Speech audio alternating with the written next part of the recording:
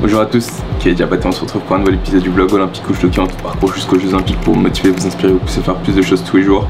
Je suis rentré enfin à Bordeaux, comme vous avez pu voir hier, ça a été vraiment une grosse journée.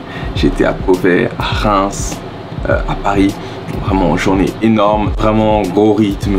J'ai pas arrêté toute la journée de tourner, faire plein de trucs. Ça a été vraiment pas difficile, mais vous savez, quand on fait beaucoup de choses comme ça, il faut être efficace, rapide. J'ai vu Ali Kabasako, ça a été vraiment énorme, il m'a donné vraiment plein d'idées sur comment est-ce que je pourrais impacter des gens au Mali. Donc super, franchement merci. En tout cas, il y a encore énormément de travail que je dois faire, tant sur le plan financier, sur le plan sportif, sur ma façon d'impacter les gens. J'ai vraiment envie de montrer à tout le monde qu'il n'y a pas de petits objectifs. Petits objectifs, c'est deux mots qui devraient jamais aller ensemble, parce qu'à partir du moment où on se fixe un objectif, ça devient quelque chose de grand.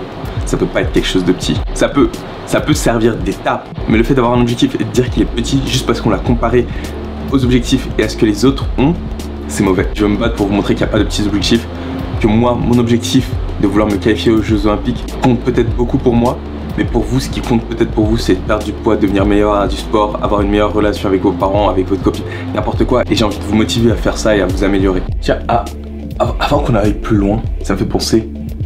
Intro. Another one. I'm above average.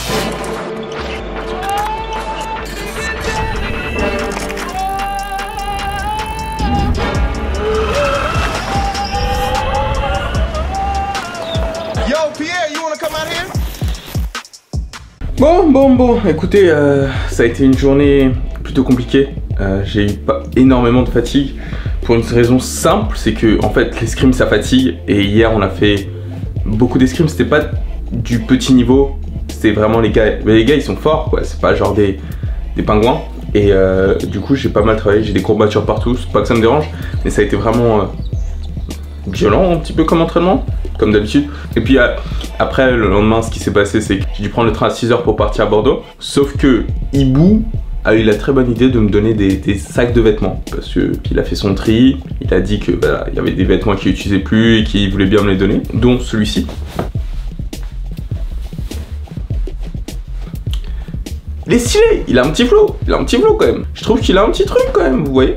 Et bref, en tout cas, j'ai trouvé ça super cool. Sauf que du coup, pour aller à la gare Montparnasse avec un skateboard électrique, un sac d'escrime et 2 sacs de vêtements, c'était des sacs plastiques que je tenais de la main gauche. J'avais mon sac d'escrime en bandoulière et ensuite j'avais quoi d'autre, mon sac à dos avec tout mon matériel photo. Ça faisait un petit peu de poids dans la main. Je sentais plus trop ma main gauche à la fin et c'est compliqué. D'ailleurs, je suis tombé, mais j'ai eu la bonne chance en fait de pas avoir de problème grâce à, écoutez bien, grâce à un truc très spécial. C'est grâce à ça que je m'en suis super bien tiré.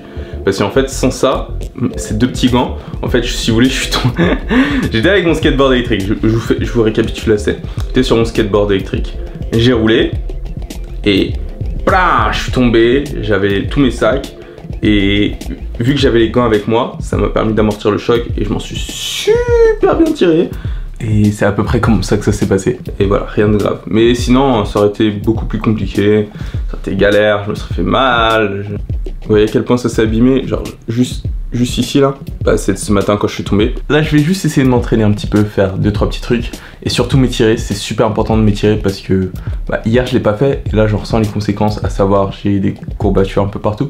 Pas que j'aime pas ça, au contraire j'adore se ressentir les courbatures et ça peut sembler super étrange, mais c'est juste qu'en fait quand je ressens les courbatures je sais que j'ai fait des efforts. Je sais pas pour vous, mais c'est genre, en gros c'est ma récompense. C'est ce qui me dit, ouais t'as fait du bon travail, qu'elle continue comme ça. Enfin ça te fait pas ça toi? Ça me paraissait évident, je pensais que tout le monde avait ça, mais manifestement non. Vu que j'en suis un petit peu fan, il faut que je vous le montre, comme ça vous verrez un peu de quoi je parle.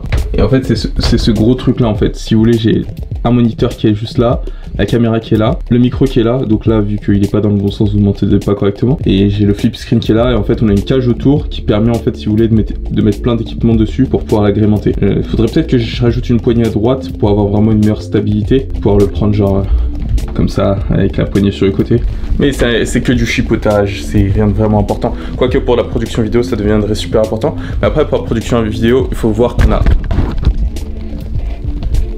ce truc là qui est juste là, qui est le Ronin S, qui permet d'avoir des shots assez sympas. Celui-ci qui a été fait à Manille est vraiment un exemple de shot qu'on peut obtenir avec la rotation infinie, etc. C'est vraiment un truc super cool, genre vraiment.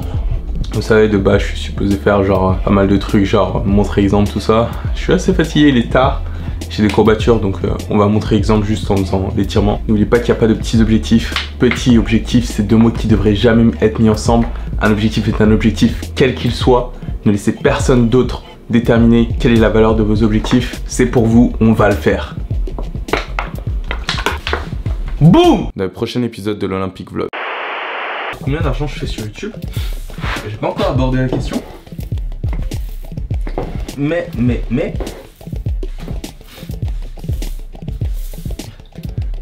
Comme vous avez vu.